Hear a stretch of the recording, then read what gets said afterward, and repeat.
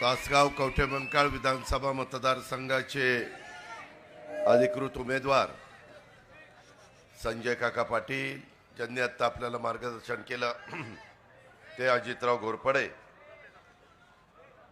आमदार इद्रिस नायकोडी, त्याचबरोबर दीपक बाबा शिंदे, शेखर इनामदार, रमेश शेंडगे, राजवर्धन घोरपडे, प्रभाकर बाबा पाटील, पद्माकर जगदाळे, दिग्विजय सूर्यवंशी, प्रतापराव पाटील, लतीफ तांबोळी, अरुण भोसले, स्वप्नील पाटील, महेंद्रभाऊ चंडाले, मिलिंद कोरे, ज्योतिताई पाटील, शिवानी पाटील, संजय कोळी, अजमभाई मकानदार, डॉक्टर नितीन गोंधळे, महेश शिंगमिरे, वीरेंद्र थोरात, अनिल लोंढे, अनेक कार्यकर्ते आहेत. विशेषतः भारतीय जनता पक्षाचे आहेत, राष्ट्रवादी काँग्रेस पक्षाचे आहेत, शिवसेनेचे आहेत, आमच्या महायुतीच्या घटक पक्षांचे आहेत. ते सर्व आजी माजी मान्यवर पदाधिकारी, माझ्या तासगाव कवठेमंकाळ परिसरातून आलेले सगळे मतदार बंधू भगिनी, माझ्या मायमाऊली, माझे पत्रकार मित्र आणि माझ्या सहकार्यांनो, आज मी खरं तर इथं येत असताना आपल्या महायुतीचे राष्ट्रवादी काँग्रेस पक्षाचे अधिकृत उमेदवार संजय काका पाटील यांना प्रचंड बहुमताने विधानसभेवर पाठवण्याचा दृढ संकल्प करण्यासाठी आपण सगळेजण या ठिकाणी बसलोय. तुमच्या सर्वांचं मी मनापासून स्वागत करतो. त्यामध्ये मधल्या काळामध्ये आपले अजितराव घोरपडे यांच्या मातोश्री लक्ष्मीदेवी घोरपडे या काही दिवसापूर्वी स्वर्गवासी झाल्यात. त्यांना मी सुरुवातीलाच भावपूर्ण श्रद्धांजली अर्पण करतो. संपूर्ण महाराष्ट्रामध्ये जागृत गणपती म्हणून प्रसिद्ध असणाऱ्या माझ्या तासगावच्या उजव्या सोंडेच्या गणपतीला वंदन करतो. देशाच्या स्वातंत्र्यासाठी पत्री सरकारच्या माध्यमातून इंग्रजांच्या विरुद्ध सशस्त्र लढा देणारे क्रांतिसिंह नाना पाटील, क्रांतीवीर नागनाथ अण्णा नायकवडी, क्रांती अग्रणी जी डी बापू लाड यांच्यासह तमाम क्रांतिकारकांना देखील मी अभिवादन करतो.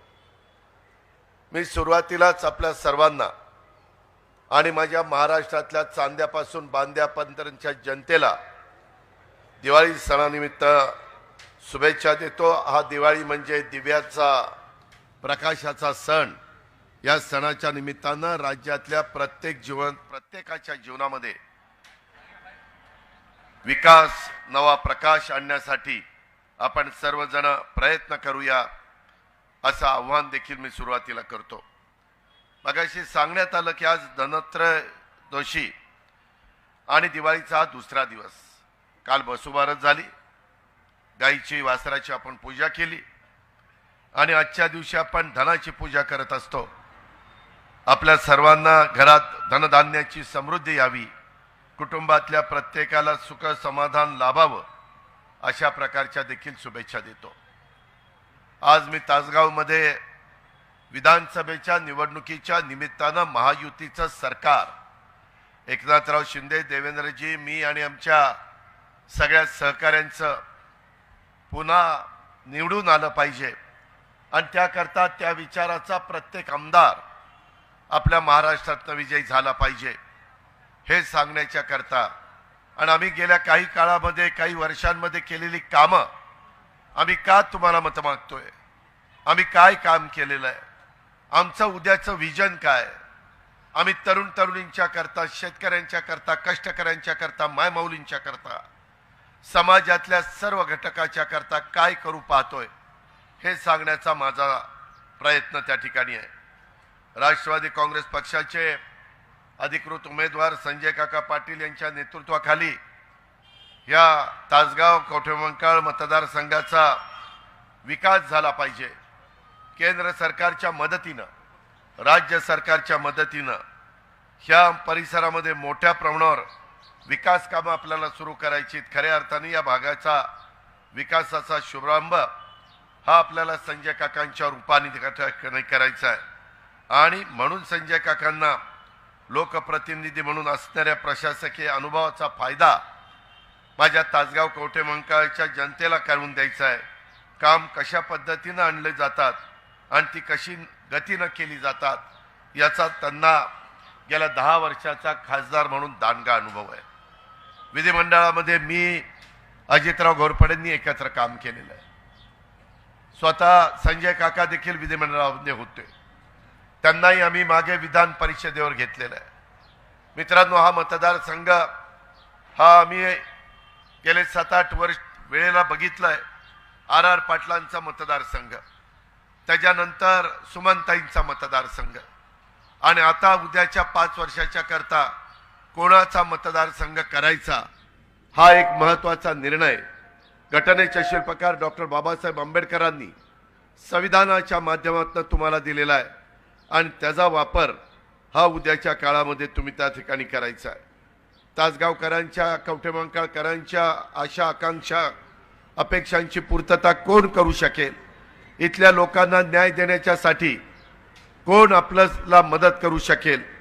मोठ्या तळमळीनं, कर्तव्य भावनेनं, सामाजिक बांधिलकी जपून काम कोण करू शकेल याची मी आपल्याला संजय काका पाटलांच्या रूपाने हमी देतोय. म्हणून मी इथं तुम्हाला सांगण्याच्या करता आलेलो आहे. इथं आज स्वराज्य रक्षक संस्थापक छत्रपती शिवाजी महाराज, राजर्षी शाहू महाराज, क्रांतीसूर्य महात्मा फुले, भारतरत्न डॉक्टर बाबासाहेब आंबेडकर या महापुरुषांच्या विचारांचा, कार्याचा वारसा पुढे नेतानाच राष्ट्रवादी काँग्रेस पक्ष हा प्रगत, पुरोगामी, सर्व धर्म समभावाचे विचार जनमानसामध्ये रुजवण्याचं महायुतीचं काम आमचे उमेदवार संजय काका पाटील ही महत्त्वाची भूमिका या ठिकाणी बजावतील.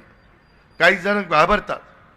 अल्पसंख्याक समाज दबक्या आवाजामध्ये म्हणतो की आमचं कसं व्हायचं, आम्हाला त्रास होईल का? काही जणांना असं वाटतं की आपल्याला त्रास होईल.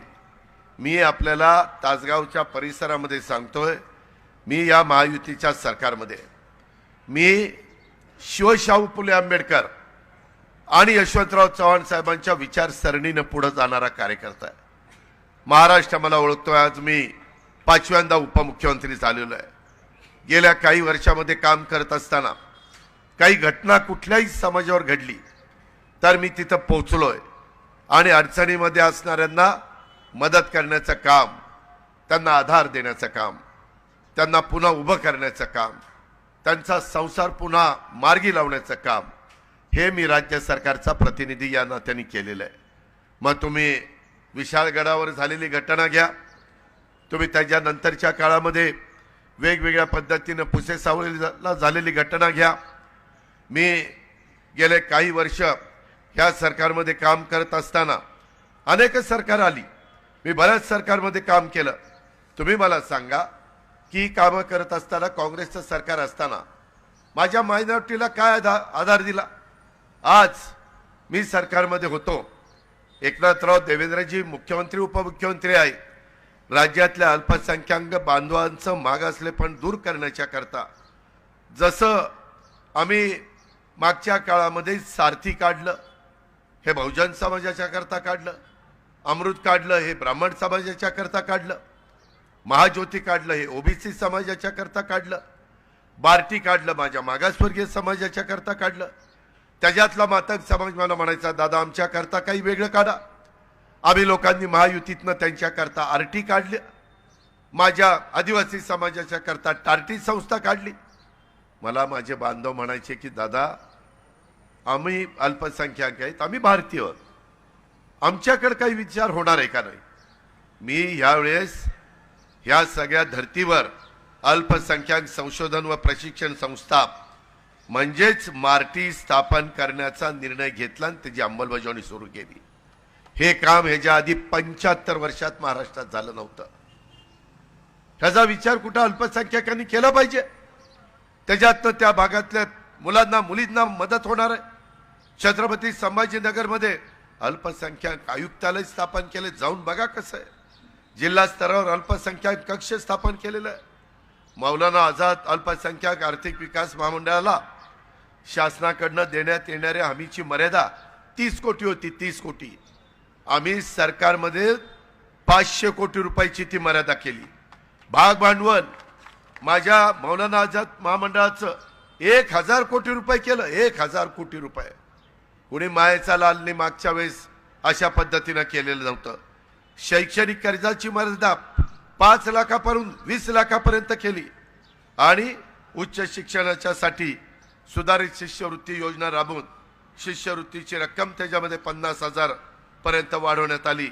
आणि अनेक समाजात आम्ही वेगवेगळे हुशार मुलं मुली, परंतु आई वडील गरीब, त्या मुला मुलींना परदेशात जायचं असतं आणि त्याच्याकरता त्यांना शिष्यवृत्ती पाहिजे असते. माझ्या अल्पसंख्याक समाजामध्ये पण मुली हुशार आहेत, मुलं हुशार आहेत आणि त्यांना त्यांच्या गुणवत्तेला वाव देण्याच्या करता अल्पसंख्याक समुदायातील दरवर्षी सुरुवातीला 75च, पण ह्या मुलांना मुलींना सिलेक्ट करून त्यांना दरवर्षी 50 लाख रुपये प्रत्येकी खर्च करणार आहे. 50 लाख रुपये. आणि ह्या पद्धतीनं प्रति विद्यार्थी 40 लाख. मी चुकून 50 लाखाचा आकडा सांगितला. मी खरं बोलतो, माझ्याकडनं चूक झाली तर मी माघार घेतो. प्रति विद्यार्थी 40 लाख रुपये आणि प्रतिवर्षी. अल्पसंख्याक उमेदवारांच्या करता पोलीस भरतीमध्ये पण मी प्रशिक्षण योजना, महिला आर्थिक विकास महामंडळाकरता 15 जिल्ह्यांमध्ये अल्पसंख्याक समाजातील महिलांच्यासाठी नवीन 2800 बचत गट आम्ही स्थापन केलेत. डॉक्टर जाकीर हुसेन मदरसा आधुनिकीकरण, पूर्वी 2 लाख मिळायचे, आता 10 लाख रुपये केलेत. मदरशांच्या शिक्षकांच्या मानधनात तिथं इद्रिस नायकवाडींना विचारा, 6,000 रुपये होते, 16,000 केले महिन्याला. 8,000 होते, 18,000 रुपये केले. या पद्धतीनं आम्ही सर्व धर्म समभाव, शिवशाहू फुले आंबेडकर यांची विचारधारा घेऊन चाललोय. तुम्ही का घाबरताय? हे निरेटिव्ह सेट करतात की कुठंतरी तुम्हाला अडचणी येतील. मला यावेळेस 12 जागा भरायच्या होत्या. कशाच्या? राज्यपाल नियुक्त.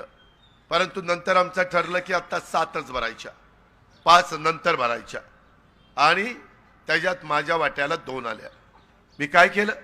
मी बघितलं विधान परिषदेमध्ये सगळे वेगवेगळ्या समाजाचं प्रतिनिधित्व आहे. एवढ्या मोठ्या महाराष्ट्राच्या विधिमंडळामध्ये माझ्या मुस्लिम समाजाला प्रतिनिधित्व नाही. मी इद्रिस नायकवाडीला तिथं आमदार केलं की नाही? मला कोणी सांगायला आलं होतं? त्याच्यामध्ये दुसरा एक ओबीसीचा केला, एक अल्पसंख्याक केला. कारण सगळ्या नुसतं भाषणात सांगून चालत नाही. शिवशाहू फुले आंबेडकर, अरे विचारधारा सांगतो त्यावेळेस कृती काय ते दाखव ना. ती दाखवली. त्याच्यामध्ये एवढ्यावर नाही थांबलो. आत्ता मला जागा कमी मिळतात, ठीक आहे, हरकत नाही. मला मिळालेल्या जागा महायुतीमध्ये त्यामध्ये 10% पेक्षा जास्त जागा मी अल्पसंख्याक उमेदवार दिलेले. 10% पेक्षा जास्त. आदिवासी समाजाला 10% पेक्षा जास्त उमेदवार दिले मला आलेल्या जागेत.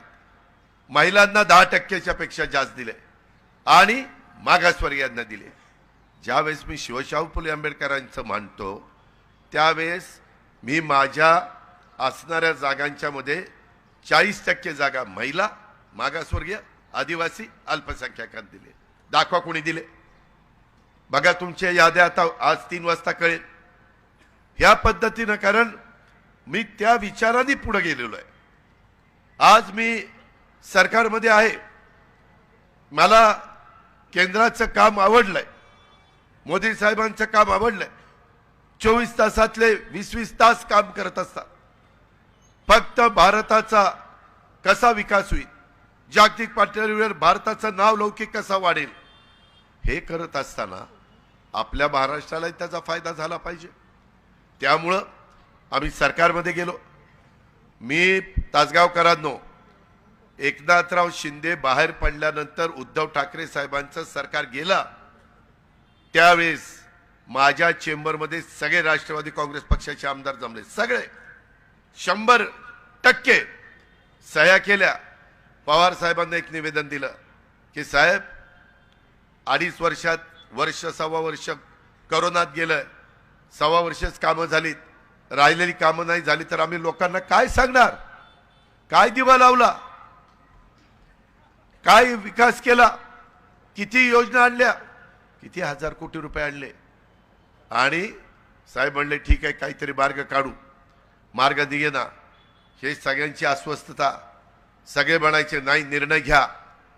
मी म्हणलं की साहेबांना आवडणार नाही. माग 2014ला आठवा तासगावकरांनो, 2014ला प्रत्यक्ष निकाल लागला नाही, सगळं काउंटिंग झालं नाही आणि बाहेरनं बिनशर्त पाठिंबा भाजपला राष्ट्रवादी काँग्रेसने दिला की नाही? हे कसं काय? आम्ही तर मी बारामतीहून मुंबईला पोहोचेपर्यंत मी टीव्हीला बघतोय प्रफुल्ल पटेल सांगतायत बिनशर्त पाठिंबा भाजपला. अतिशयाला मी गेल्यावर म्हणलं ही कसं काय विचारधारा नाही म्हणले. आता गरज होती, सरकार बनत नव्हतं, ते करायला पाहिजे होतं. मग आता मी केलं ते करायला पाहिजे होतं. मी केलं की चूक केली आणि इतरांनी निर्णय घेतला की तो बरोबर निर्णय. असं कसं चालेल? त्यामध्ये मित्रांनो मी आपल्याला सांगतो, आम्ही अनेक जण एका बॅचचे आहोत. मी काल 8व्यांदा माझ्या बारामती लोकसभा मतदारसंघामध्ये त्या ठिकाणी फॉर्म भरला. 8व्यांदा. मी आपल्याला सांगतो आबा पण माझ्याबरोबरच इथं आमदार झाले. हे सगळं होत असताना त्याचा थोडासा उल्लेख संजय काकांनी केला. त्यामध्ये आम्ही सगळेजण एकत्र काम करायचो.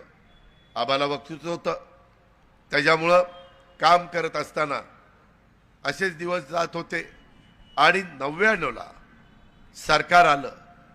पहिला मुद्दा काय होता? राष्ट्रवादीची स्थापना का झाली? 10 जूनला शिवाजी पार्कला स्थापना झाली की परकीय व्यक्ती ह्या देशाची पंतप्रधान होता कामा नये. म्हणजे कोण? सोनिया गांधी. आपण काढला पक्ष, सगळ्यांनी पाठिंबा दिला. हे झालं 10 जूनला. जुलै, ऑगस्ट, सप्टेंबर, ऑक्टोबरला विधानसभेच्या निवडणुकीचा निकाल लागला. लगेच विलासराव देशमुख काँग्रेसचे आणि आम्ही राष्ट्रवादीचे एकत्र सरकार. अतिशय आयला म्हणलं हे कसं काय झालं? 4 महिन्यापूर्वी आपण सांगितलं काँग्रेसमधनं बाहेर पडलो, काँग्रेसने हाकलून दिलं आम्हाला, गेट आउट. आणि म्हटलं पुन्हा त्यांच्याच दावणीला जायचं नाही. सरकार आलं पाहिजे. सत्ता असल्याशिवाय कामं होत नाही. आणि मग मी कामं करण्याकरताच गेलो ना. मी काय चुकीचं केलं? मी आता मिरवणुकीने एक होतो. काय तासगावची अवस्था आहे या बरं. बारामतीला बघा कशी काय बारामती केली.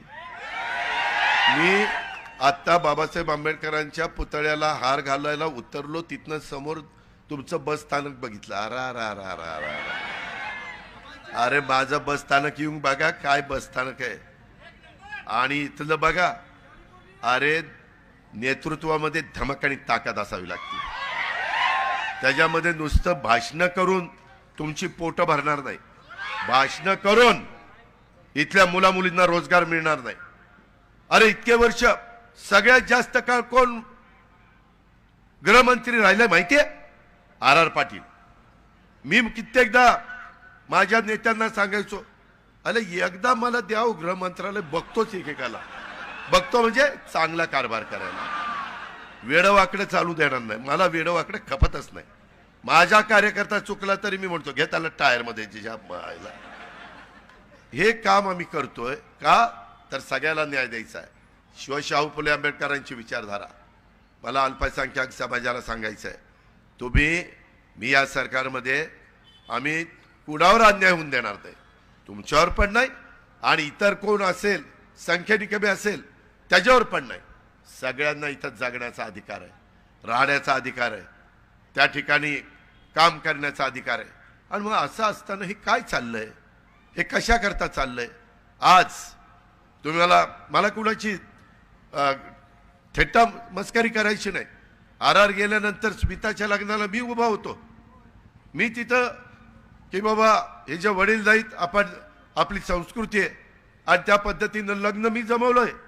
माझ्या जिजाई बंगल्यात मी उपकार केले नाही. माझ्या एका सहकार्याच्या मुलीच्या करता मी केलं. आपण प्रत्येक मुलीच्या करता केलं पाहिजे. तिचे संरक्षण, तिचं शिक्षण. मगाशी बोलत असताना त्या ठिकाणी शिवानीताईंनी सांगितलं खूप योजना आम्ही आणल्या, त्याच्यावर मी येणार आहे.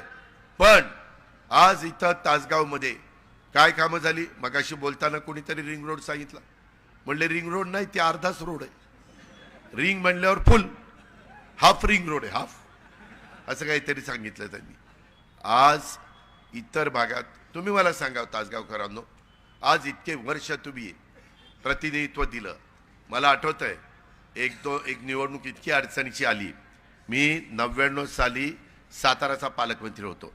मी संजय काकाला सर्किट हाऊस साताराला बोलवलं आणि मी त्याला म्हणलं, संजय काका मी शब्दाचा पक्का आहे रे.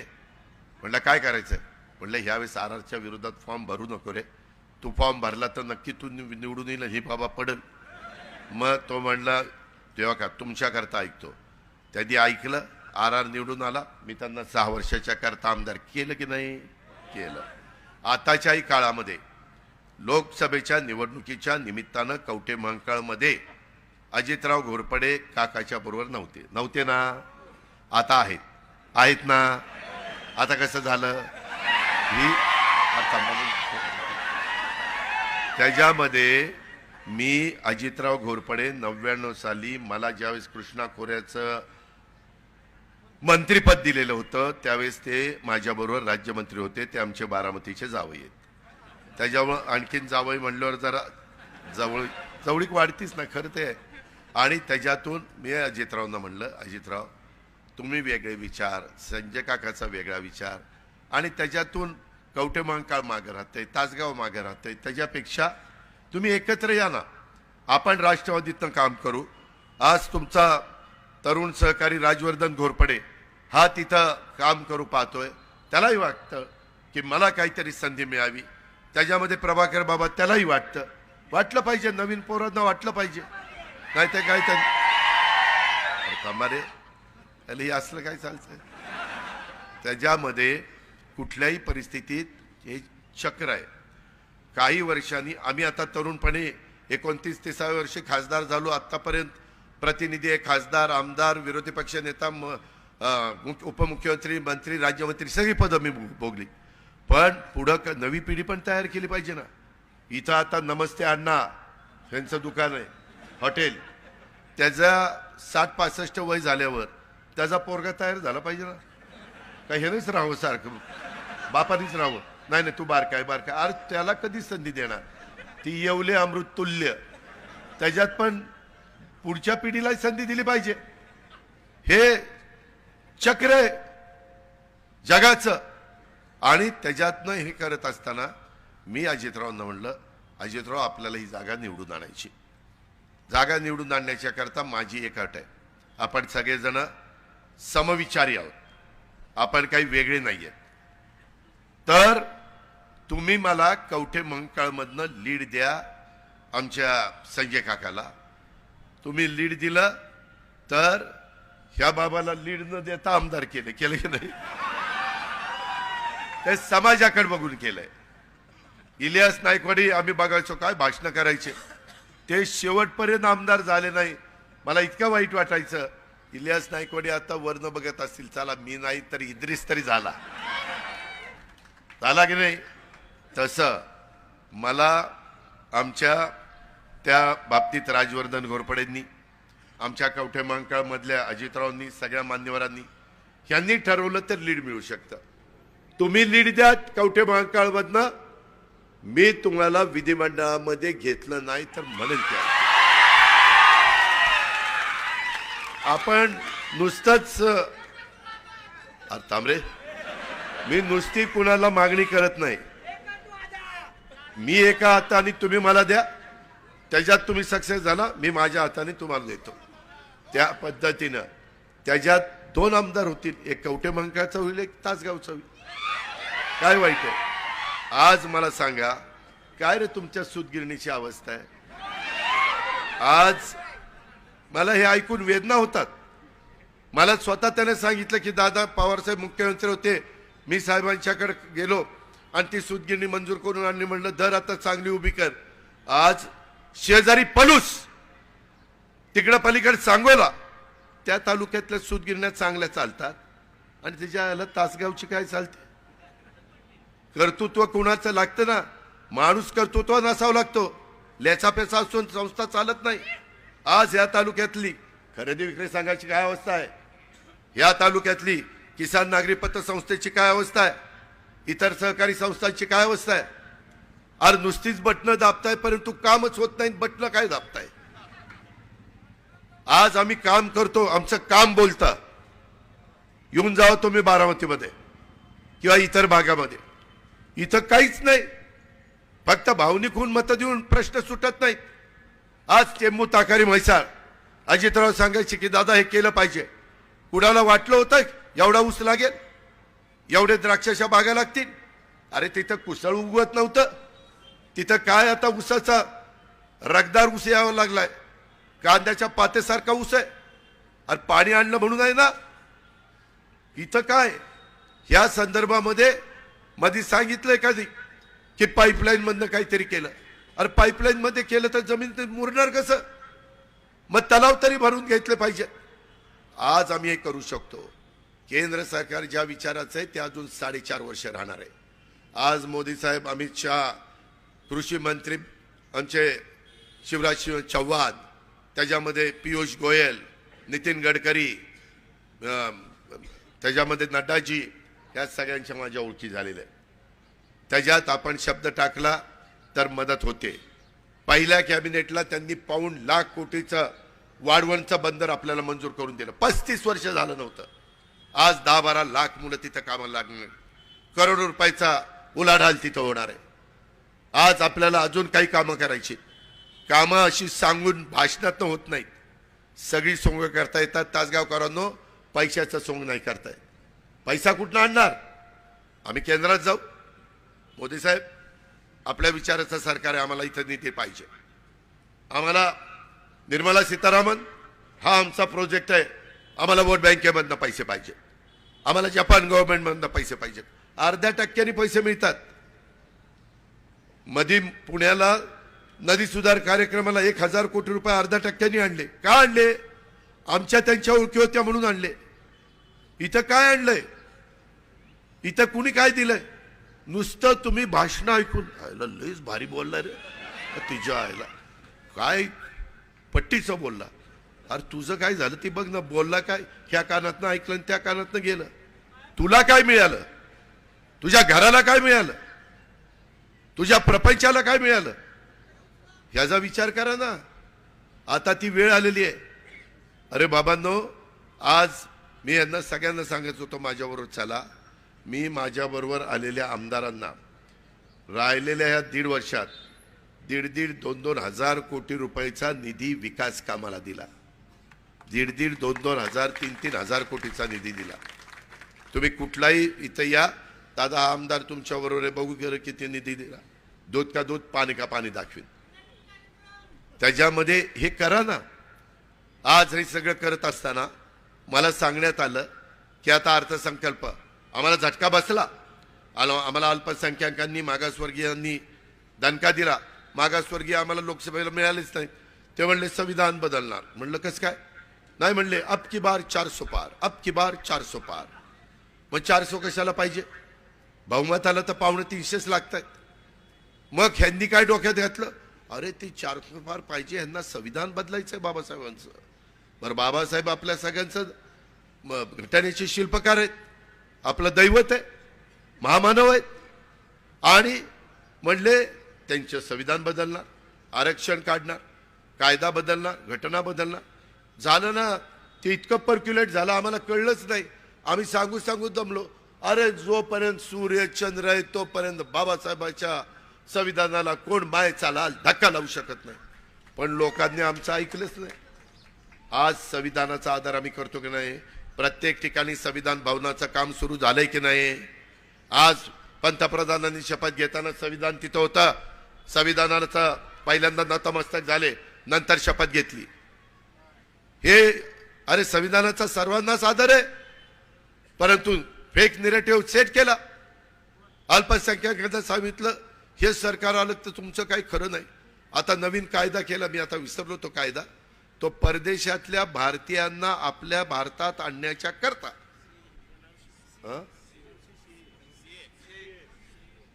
तो कायदा केला. त्याच्यात तिथं युद्ध चाललंय. कुठं. इस्रायलमध्ये. युद्ध चाललंय, कुठं रशियामध्ये, युक्रेनमध्ये, मधी बांगलादेशमध्ये काय झालं, मधी श्रीलंकेत काय झालं. काही आपले भारतीय तिथं जाऊन राहत आहेत, स्थायिक झालेत. अरे त्यांना आणण्याच्या करता कायदा पाहिजे होता, तो कायदा केला, कारण आपलीच भावंड आहेत. आणि यांनी सांगितलं ही कायदा केला, इथली सगळे अल्पसंख्याक गोळा करायचे आणि पाठवून द्यायचे. अरे एवढे आज 25-30 कोटी जनता आहे, अल्पसंख्याक हे असं कधी होईल का? आणि काही काहींना खरं वाटलं ना, दोनदा खासदार केलं, तिसऱ्यांदा राव आपटला ना आमचा गडी. हे असं नाही झालं पाहिजे ना. खोटं काय सांगता, खरं सांगा ना. चला स्टेजवर एका बाजूला मी, एका बाजूला त्यांचा माणूस, मी माझं सांगेल त्यांनी त्यांचं सांगावं, पण खोटं का बोलता. आज इथं अर्थसंकल्प सादर करत असताना मी 10वा अर्थसंकल्प तुम्हाला दिलाय, 10वा. माझ्या डोक्यात खूप दिवस होतं, मी पण शेतकरी आहे, माझ्याकडे 3ची 5ची 7.5ची 10ची 15च्या मोटारी आहे इलेक्ट्रिकच्या, शेतीपंप. आणि मी 10 वर्ष ऊर्जा खातं सांभाळलं आणि मला ते दुखणं माहिती होतं. मी देवेंद्रजींना म्हणलं, देवेंद्रजी आपण ह्यावेळेस शेतकऱ्यांना वीज माफी करूया. मग आम्ही हिशोब काढला, मग 44 लाख शेतकऱ्यांना 3, 5, 7.5ची वीज माफी करायला किती पैसे लागत आहेत? 14,000 कोटी दरवर्षी. माझं बजेट किती? माझं म्हणजे माझ्या कुठं बापाचं आहे, महाराष्ट्राचं 6.5 लाख कोटी. मी म्हणलं चला त्याच्यात 2-2.25% बचत केली तरी 15,000 कोटी रुपये होतात. बचत तेवढी तर सहज करता येते. जसं घरातली भगिनी बचत केली की काटकसर केली की होऊन जातं, तशा पद्धतीनं मी बचत केली. आणि आज माझ्या 44 लाख शेतकऱ्यांची जात बघितली नाही, शेतकरी ही जात बघितली, तो कुठल्याही जातीचा असू द्या. त्याचे काही काही तर मागच्या बाक्या एवढ्या होत्या, 20,000, 15,000, 10,000. या बाग हे पट्ट्याचे सवाल. अरे शाण्या, तू शहाणा निघाला. आम्ही बिल भरू दमलो आणि आमचं काहीच माफ झालं नाही, चालूच बिल माफ झालं आणि तुझं तर 1.25 लाख माफ झालं. अरे पट्या, सांगायचं तात्पर्य त्याचं खरं झालं, कारण आमचं कनेक्शन तोडलं असतं. बरं आम्हाला फॉर्म भरताना कुठली बाकी आहे का बघावं लागतं, तेव्हा भरावंच लागतंय. ते ठीक आहे, हरकत नाही. पण माझ्या शेतकऱ्यांचे आम्ही वीज बिल माफ केली. नुसतं माफ नाही, झिरोचं बिल दिलंय. आली का नाही बिल झिरोचे? हात वर करा कोणाकोणाला आली. बघा बघा अजितराव, ह्या पद्धतीनं हे काम बोलतं, काम. नुसतं आमचा आवाज नाही चढत, आमचं काम बोलतं. एवढ्यावर नाही थांबलो. माझ्या माय माऊलींना मगाशी बोलत असताना शिवानी सांगत होती की दादा, मी माझ्या पण भागात खुरपणीला जाणारी महिला आहे, धुणं भांडी करणारी आहे, स्वयंपाक करणारी आहे, झाडू पोतना करणारी आहे, कचरा गोळा करणारी आहे, काचा गोळा करणारी, अनेक प्रकारच्या महिला साधं साधं काम करतात. अहो दिवसभर काम केल्याशिवाय पाठी घेती, भाजीपाला विकती, संध्याकाळी चूल पेटवती, त्याच्यातनं पैसे आले. आणि हिच्याकरता कुणीच लक्ष देत नव्हतं. आम्ही पण लक्ष नाही दिलं, आमच्या पण चुका होत्या, पण लक्षात आल्यावर चूक सुधारली ना. आणि आज 2 कोटी जवळपास 30 लाख महिलांना लाडकी बहीण योजनेचा लाभ दिला. 2 कोटी 30 लाख. आज मी कुठं गेलो, मायमाऊली पैसे आले का? दादा आले, पैसे आले. आनंदाने सांगते, तिचा चेहरा हसरा दिसतो, तिच्या चेहऱ्यावर आनंद दिसतो, आणि तेच आम्हाला पाहिजे होतं. आणि शहाणे काय म्हणतात, अरे अरे राज्याचा कर्ज बाजारी केलं, कंगाल केलं. अरे कोणी सांगितलं कंगाल केलं? आज पगार वेळेला चाललेत, दिवाळीचा पगार झाला की नाही विचारा सगळ्या कर्मचाऱ्यांना, अधिकाऱ्यांना. व्यवस्थित नियोजन करायचं असतं, शिस्त पाहिजे आर्थिक, ती शिस्त आम्ही लावतोय. 45,000 कोटी रुपये माझ्या आया बहिणींना, माय माऊलींना अख्ख्या महाराष्ट्रामध्ये मिळणार आहेत वर्षभरात. तो पैसा माझ्या तासगावच्या बाजारात जाणार नाही, कवठे मंकाईच्या बाजारात जाणार नाही, तिकडं आटपाडी असेल, तिकडं सांगली असेल, मिरज असेल, सगळीकडे जाणार. हा पैसा फिरणार, हे अर्थचक्र फिरणार आणि ह्याच्यातून व्यवहार वाढणार, छोटी मोठी दुकानं चालणार. आता तिने सांगताना उदाहरणं दिली. अहो काही महिना म्हणल्या, दादा जुलै ऑगस्टचे पैसे 3,000 आले, मी त्याचा भाग थोडेसे राख्या बांधायला दोरा मणी आणि काही घेऊन आले आणि त्या 3,000 रुपयाचं कच्चा माल आणला आणि 15,000 रुपयाच्या राख्या बनवून विकल्या. अहो महिला आहेत, कर्तृत्वाने संधी दिली पाहिजे. अशा कितीतरी उदाहरणं आहेत. आज महिला समाधानी आहेत, त्यांचे पैसे त्यांना. इतके दिवस बाजारात जाताना तिला काहीतरी पाहिजे होतं पण ती घेऊ शकत नव्हती. नवरा म्हणायचा ही कुठं तुला घ्यायला सांगितलं होतं, कसं काय खर्च केला, ह्याची बॉसगिरी चालूच, त्याच्यावर तिला काही करता यायचं नाही. आज तिचे पैसे तिच्या अकाउंटला जातात, मध्यस्थी नाही, भ्रष्टाचार नाही, डायरेक्ट तिच्या बँकेत. तिला पाहिजे तेव्हा ती काढेल, तिला पाहिजे तेव्हा ती खर्च करेल. साडी घेईल, चोळी घेईल, काय घ्यायचं ती घेईल, त्या पैशामध्ये बसणार. हे विरोधक म्हणाला ही बोगस स्कीम आहे. काय बोगस काय? ते म्हणले पैसेच येणार नाही अकाउंटला. पैसे आल्यावर म्हणले अरे पैसे आलेत लवकर काढून घ्या नाही तर परत घेतील. त्यांच्या बापानी सांगितलं होतं का पैसे परत घेतात? आज माझ्या बहिणीने मला राखी बांधली. आपण राखी बांधल्यानंतर ओवाळणी टाकतो, ओवाळणी दिलेली भाऊ कधी परत घेतो का? काय येडी आहेत का काय कोणाला माहिती. नंतर आता पुन्हा दिवाळीचे ऑक्टोबर नोव्हेंबरचे पैसे देऊन टाकले, अकाउंटला गेले, भाऊबीज देऊन टाकली. आज 7,500 योजना सुरू झाल्यापासून प्रत्येक महिलेला मिळाली. तरी म्हणतात आम्ही आल्यावर योजना बंद करणार. अरे तुम्हाला कोण येऊन देणार? माझ्या महाराष्ट्रातल्या सगळ्या मायमौली त्यांना नवऱ्यांनी सांगितलं ना जाऊन आमकं बटन दाबायचं, होय म्हणतील बटन घड्याळाचं, बटन धनुष्यबाणाचं, बटन कमळाचंच दाबतील, कारण योजना पुढे 5 वर्ष चालू ठेवायची. माझ्या बांधवांनो तुमच्या साठी सांगतो, हे वीज माफीचं बिल पुढेही 0 आलं पाहिजे. तुम्ही जिथं घडी असेल तिथं घडी, तुमच्याकडे घडी आहे. जिथं धनुष्यबाण असेल तिथं धनुष्यबाण, जिथं कमळ असेल तिथं कमळ. बटन दाबा, पुढे 5 वर्ष तुमचं वीज बिल माफ 0. कारण शेतकरी जगला पाहिजे. माझा बळीराजा जगला तर राज्य जगेल, बळीराजा मोडला, शेतकरी मोडला तर राज्य मोडेल. अहो किती योजना आणल्यात. आज वेगवेगळ्या प्रकारच्या योजना केंद्राच्या आहेत, मुद्रा लोन आहे, खूप योजना आहेत. तुम्ही आश्चर्यचकित व्हाल. आज हजारो रुपये, करोडो रुपये आपण त्याच्याकरता 1 रुपयामध्ये पीक विमा योजना आणली. त्याच्यामध्ये आता MSP आम्ही वाढवतो ऊसाच्या करता. का तर दर वाढला पाहिजे. कांदा निर्यात बंदी केली होती ती उठवली. हे त्यांचं सरकार आलं तर करू शकतात का? नाही, कारण केंद्रात त्यांच्या विचाराचं सरकार नाही, केंद्रात कोणी त्यांचं ऐकणारच नाही. मग म्हणतील राव आमचं सरकार आलं पण वर आमचं ऐकतच नाही, आम्हाला कशाला उभं राहतोय? बस आमचं ऐकणार आहे म्हणून आम्ही उभं राहिलोय, म्हणून आम्ही फॉर्म भरलाय. तुम्हाला मी सांगतो ह्या सगळ्या गोष्टी आपल्याला आज माझ्या माऊलींना प्रश्न विचारायचा आहे. लाडकी बहीण योजना चांगली आहे का वाईट आहे? चांगली आहे, त्यांनी हात वर करा. तेव्हा काय चांगली आहे, चांगली आहे. त्यांना सांगा जरा, त्या झाले शाळांना यामध्ये या योजनेतून त्यांना फायदा होतोय. ही योजना सुरू ठेवली पाहिजे असं मला SMS येत आहेत, व्हॉट्सअप येत आहेत, पत्र येत आहेत. भेटल्यानंतर सांगतायत माझ्या बहिणी, माझ्या मायमाऊली, दादा चालू ठेवा ह्या योजना. तर मग सांगा ही योजना बंद करणाऱ्यांचं स्वप्न पाहणाऱ्यांचं काय करायचं? असं लोक ज्यांना ह्या योजना बंद करायच्यात त्यांना तुम्ही मतदान करणार का? नाही. यामध्ये एकंदरीत ह्या सगळ्या योजना आपल्याला चालू ठेवायच्या म्हटलं तर तुमचे आशीर्वाद, तुमचं बहुमोल मत, तुमचा जो अधिकार आहे तो आम्हाला पाहिजे. ह्याचा सगळा परिणाम बाजारपेठेवर पण होणार आहे. आज अनेक गोष्टी मी तुम्हाला या निमित्तानं सांगू इच्छितो. ह्या पद्धतीनं आपल्याला सगळ्यांना पुढे जायचं आहे. मित्रांनो मला एक सांगावं, इथली कृषी उत्पन्न बाजार समितीच्या संचालक मंडळाच्या गैरकारभाराची सहकार पणन विभागाकडनं चौकशी चालू आहे. अरे कसला कारभार करताय? त्याच्यामध्ये कृषी विभागानं 30 एकर जागेमध्ये गेल्या 10 वर्षापासून विस्तारित बेदाणा मार्केटचं काम रखडलंय का नाही? मग का रखडलं?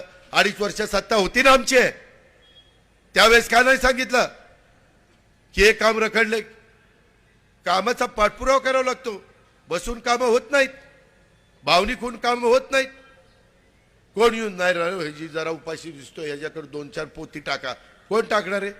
मागितल्याशिवाय कळणार नाही. या कामामध्ये प्रचंड अशा प्रकारचा गोंधळ आहे. द्राक्ष आणि बेदाणा उत्पादकांची लूट केली जाते. हे सगळं बदलायचं असेल अशा तक्रारी माझ्याकडे आल्या. माझ्याकडे तो कागद आला. ही तक्रार खरी का खोटी तुम्हाला माहिती आहे. तासगाव तालुक्यामध्ये शैक्षणिक संस्था, तरुणांच्या हाताला काम देण्यासाठी उद्योग काही आहे का? बाकीचे राव एखादा नेता झाला मंत्रिमंडळामध्ये सिनियर नेता, लगेच तो संस्था काढतो, काय काय काढतो, मेडिकल कॉलेज काढतो, इंजिनिअरिंग कॉलेज काढतो, लॉ कॉलेज काढतो, बीएड काढतो, डीएड काढतो, सगळ्या संस्था काढतो राव.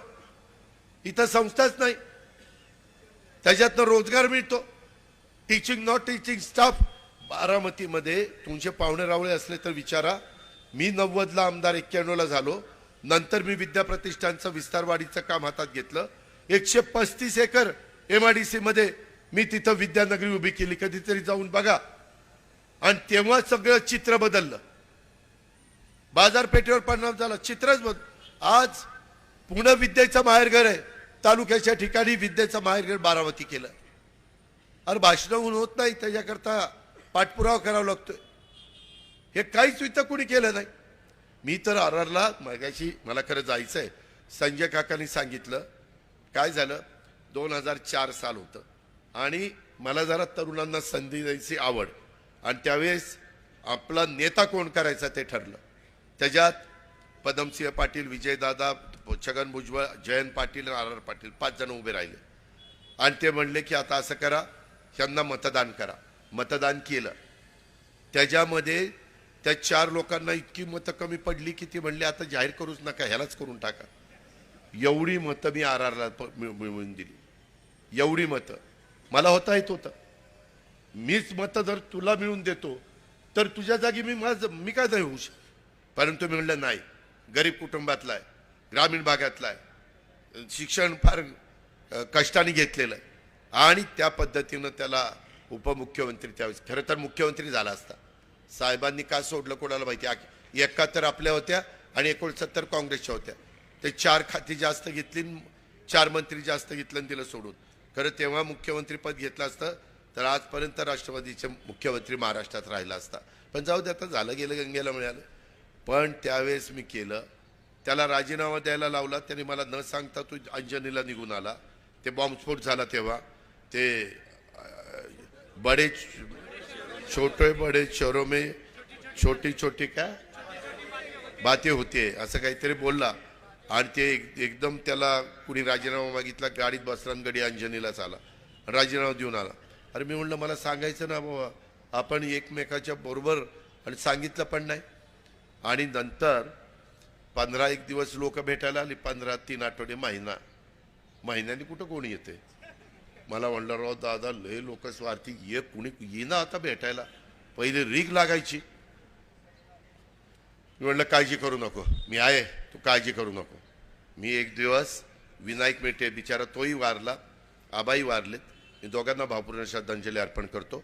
आणि त्याला हेलिकॉप्टर पाठवलं आणि विनायकला म्हणलं घेऊन ये. त्याला घेऊन आणलं आणि राष्ट्रवादी काँग्रेस पक्षाचं प्रांताध्यक्ष केलं. त्याला म्हणलं काळजी करू नको. अरे मी प्रत्येक वेळेस त्याला आधार दिला, प्रत्येक वेळेस मदत केली. मला एका गोष्टीचं इतकं वाईट वाटलं, आता विषय निघाला म्हणून का सांगतो. मी इतकं मनापासून त्याला साथ दिली. तो मला म्हणला माझं गृह खातं काढून घेतलं, मला गृह खातं पाहिजे, गृह खातं अमुक पाहिजे, तमुक सगळं काही त्या ठिकाणी केलं. माझ्या बरोबर बीट लावली होती 2004ला. काँग्रेसपेक्षा आपल्या जागा जास्त येणार. म्हणलं चल स्कोडाची बेट, जर जागा जास्त आला तर तुला नवी कोरी स्कोडा मी देणार. सुपर, बरोबर आहे. आणि आल्यावर त्याने मला सांगितलं आपण शब्दाचे पक्के. लगेच सुपर स्कोडाच्या चाव्या, नवी कोरी गाडी त्याच्या घरी पाठवली. नवी कोरी गाडी. उपकार केले नाही, पैज लावलेली होती, त्याने जिंकली. ह्या पद्धतीनं प्रत्येक वेळेस आधार दिला. आणि ह्यांनी नंतरच्या काळामध्ये बिचाराला तो आजार झाला. आम्हाला त्यानं खोटं सांगितलं, गाल सुजला, गालफोगी झाली. परंतु नंतर डॉक्टरांनी सांगितलं काय काय झालं ते. मी त्याला, तुम्हाला आठवत आहे का, राजाराम बापू कारखान्याच्या कुठल्या तरी कार्यक्रमामध्ये तंबाखू खाऊ नको इस्लामपूरला सांगितलं होतं. मी टीका केली होती त्याच्यावर. कशाला रे म्हणले तंबाखू खात असतो, हे लोकांना कॅन्सर होतात. कारण साहेबांना पण तो गंभीर आजार झाला होता. म्हणलं गप्प बस राव, आपल्याला लय काम करायचंय पुढं, पण ते कुठलं गुपचूप, मी नसलो की गुपचूप चोळायचं, मी असलो की म्हणायचं कुठे दादा काही नाही काय. पण मी माझ्याकरता नव्हतो सांगत, मी त्याच्याकरता सांगत होतो. आणि हे सगळं दुर्दैवाने झालं, हे काढायचं काही गरज नव्हती. पण नंतर माझ्यावर आरोप झाले, मला बदनाम करण्याचा प्रयत्न झाला. म्हणले ह्याच्यावर 70,000 कोटीचा आरोप करूया, आणि सारखं 70,000 70,000 70,000 म्हणायचं. अजितराव घोरपडे त्या खात्याचे मंत्री होते. माझ्यावर आरोप झाला ना, त्या दिवसापर्यंत महाराष्ट्राची 1 मेला निर्मिती होऊन त्या दिवसापर्यंत पगाराचा आणि सगळा खर्च 42,000 कोटीचा, आणि मला 70,000 कोटीचा भ्रष्टाचार केला. म्हणलं आता जायला म्हणून 42,000 कोटी आजपर्यंत इतक्या वर्षात तिथं खर्च झाले, 70,000 नाही. म्हणले आकडा जेवढा मोठा तेवढा लोकांना वाटतं राहिला असल बरं का, असल बरं का. झालं, माझी वाटच लागली. आणि त्याच्यातनं ती एक फाईल तयार झाली, आणि ती फाईल गृह खात्याकडे जाते. ह्यांनी त्या फाईलीवर अजित पवारांची ओपन इन्क्वायरी करावी म्हणून सही केली. केसानी गाळा कापायची धंदेत राव. आणि मला हेही माहीत नव्हतं. नंतर राष्ट्रपती राजवट आली, आपण पृथ्वीराज बाबाचा पाठिंबा घेतला काढून, सरकार गेलं, राष्ट्रपती राजवट. त्यावेळेसचे राज्यपाल म्हणले ही फाईलवर मी सही करणार नाही, निवडून आलेला मुख्यमंत्री करेल, लोकशाही आहे, मी असं काही कुणाला हे करणार नाही. निवडून आले आपले देवेंद्र फडणवीसचं सरकार, आणि देवेंद्रनी सही केली. आणि मला नंतर सांगितलं या इकडं, मला घरी बोलवलं.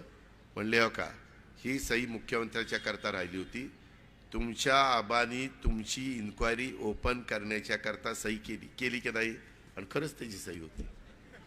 मला इतकं वाईट वाटलं. ठीक आहे म्हणलं, आपला जेव्हा भावाचा सहकारी, पण काय आपलं काहीतरी चुकलं असेल म्हणून आपल्याला कामाला लावून बाबा त्या ठिकाणी हे केलं. हे असं नाही झालं पाहिजे. आम्ही शब्दाचे पक्के, जे बोलतो ते करतो. आज मला सांगायचंय, मी आज पण तासगावमध्ये फिरलो, काय रस्त्याची अवस्था, काय इथली परिस्थिती, काय खरं तर अक्षरशः अशी आर्थिक सुबत्ता ओसंडून व्हायला पाहिजे होती. काही नाही, ते मी तुम्हाला करून देईन. मी आपल्याला सांगतो, या सगळ्यांच्या देखत सांगतो, तुम्ही संजय काकाला उद्याच्या 20 तारखेला घड्याळ्याच्या चित्राचं शेजारचं बटन दाबा. अजितराव तुम्ही कवठे महांकाळमधनं लीड द्या, तासगावकरांनो तुम्ही लीड द्या. पुढं महायुतीचंच सरकार येणार आहे, इथं मंत्रिपद द्यायची जबाबदारी माझी.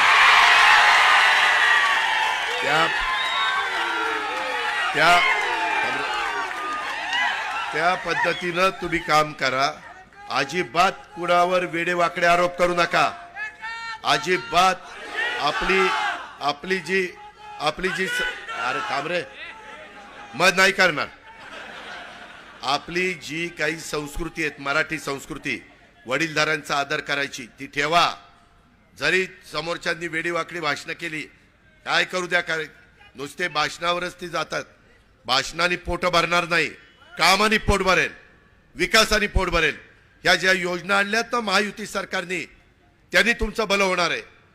माझ्या मुलामुलींच्या करता देखील, युवा पिढीच्या करता आम्ही त्या ठिकाणी त्यांना प्रशिक्षण देण्याच्या करता कार्यक्रम आणलेला आहे. खूप काही. तुमच्या इथं दुधाचा धंदा आहे, माझ्याकडनं 28 रुपये दुधाचा दर झाला. सप्टेंबर पर्यंत 5 रुपये लिटरला वाढून दिले. 1 ऑक्टोबर पासून महाराष्ट्रातल्या माझ्या गाईचं दूध उत्पादन करणाऱ्या शेतकऱ्याला 7 रुपये अनुदान वाढवलं. 7 रुपये, आता 28 आणि 7 35. अरे शेतकऱ्यांचं ते सरकार आहे, सर्वसामान्यांचं सरकार आहे. आम्ही तिथं बसलोय. काही चुकलं तर सांगा, अजित पवार इथं चुकतोय, आम्ही दुरुस्त करू, चुकणाऱ्यावर ऍक्शन घेऊ. पण ह्या सगळ्या दुधाच्या योजना, आपल्या लाडक्या बहिणीची योजना, 3 गॅस सिलेंडर फ्रीच्या योजना, त्याचेही पैसे पाठवलेत उज्ज्वलामध्ये. ह्या सगळ्या योजना, आणि हे म्हणतात ना हे बंद होणार नाही. हे सांगतात स्टे दिलाय, स्टे दिलेला नाही. त्यांना भीती वाटती की लाडकी बहीण योजनेमुळं आपलं काही सरकार येणार नाही, आपल्याला घरी बसावं लागेल, म्हणून तुमची दिशाभूल करतायत. मी राज्याचा उपमुख्यमंत्री म्हणून सांगतोय, ह्या योजना पुढे चालू राहतील, त्याच्याबद्दल काळजी करू नका. त्याबद्दल आम्ही नीटपणे नियोजन आर्थिकचं करू. केंद्र सरकार आपलं आहे, केंद्राकडनं जे काही आपल्याला हक्काने आणायचं ते आणू. पण हे करायचं असेल, हे सगळं चालू ठेवायचं असेल तर उद्याच्या 20 तारखेला तासगाव कवठा मंकाळमध्ये घड्याळाचं बटन दाबा. आजूबाजूच्या वेगवेगळ्या तालुक्यात जिथं धनुष्यबाण असेल, जिथं कमळ असेल तिथं ते बटन दाबा. तुम्हाला पुन्हा विकासाच्या दृष्टिकोनातनं महाराष्ट्राचाही सर्वांगीण विकास करू. आज देशामध्ये पहिल्या क्रमांकाचं राज्य गुंतवणुकीमध्ये. खोटं सांगतात की गुजरातला पाठवलं, आज गुजरात देखील आपल्या मागे आहे, पण दिशाभूल करतात, भावनेचा मुद्दा काढतात. आज एफडीए मध्ये गुंतवणूक देशात कुठल्या राज्यात आहे? ती महाराष्ट्रात आहे. हे देखील आपण पहा. आपण कुठं कमी पडणार नाही. आमच्यात पण प्रशासन चालवण्याची धमक आणि ताकद आहे. पुढेही तुम्हाला सगळ्यांना बरोबर घेऊन जाऊ, जातीय सलोखा करू. शिवशाहू फुले आंबेडकरांची विचारधारा कुठं सोडणार नाही. पण त्याकरता आम्ही पुन्हा सरकारमध्ये आलं पाहिजे. त्याकरता तुम्हाला संजय काकाच्या घड्याळाच्या क्षेत्राच्या शेजारचं बटन दाबण्याचं काम हे करावं लागेल. सगळे आपले मित्र पक्षाला बरोबर घ्यावं लागेल. त्यांच्यात कुठेही अंतर पडणार नाही ही खबरदारी घ्यावी लागेल. आज भारतीय ब्लू प्लॅन्थर राष्ट्रवादी काँग्रेस पार्टी युती करण्याबाबत आमचे डॉक्टर नितीन गोंधळे, धनंजय खांडेकरनी पत्र दिलं, त्याबद्दल त्यांना धन्यवाद, त्यांचे आभार. आपण इतका वेळ थांबला, माझे विचार ऐकून घेतले त्याबद्दल आपल्याला धन्यवाद. पण गाफील राहू नका, भावनिक होऊ नका. संजय काका आणि गाड्याळ एवढंच लक्षात ठेवा. धन्यवाद.